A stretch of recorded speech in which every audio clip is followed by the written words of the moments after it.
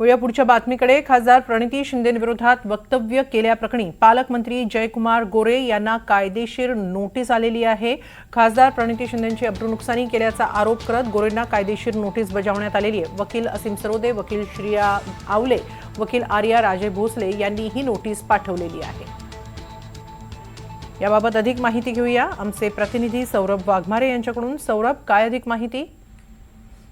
हेमाली, मोहोळ ते अक्कलकोट दरम्यान जो आहे तो रस्ताचं काम नॅशनल हायवे अंतर्गत जे आहे किंवा महामार्ग अंतर्गत जे आहे ते रस्त्याचं काम होतं आणि त्याच्या निधीच्या श्रेयवादाची जी लढाई आहे ती सोलापुरात अनेक दिवसापासून समाज माध्यमांवरती चालू होते की प्रत्येक आमदार जो आहे, भाजपचे आमदार सुभाष देशमुख असतील, भाजपचे आमदार सचिन कल्याण शेट्टी असतील, तसेच खासदार प्रणिती शिंदे यांच्या मार्फत जे आहे सोशल मीडियावरती किंवा यांच्या कार्यकर्त्यांकडून जे आहे ते सोशल मीडियावरती जे आहे ते पोस्टरबाजी मोठ्या प्रमाणात होत होती।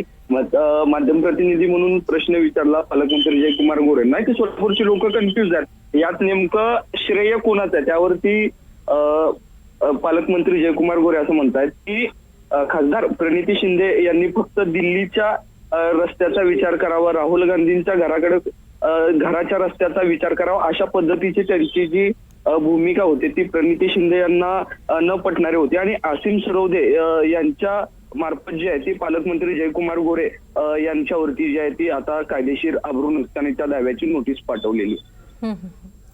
धन्यवाद सौरभ, आपण दिलेल्या या माहितीबद्दल।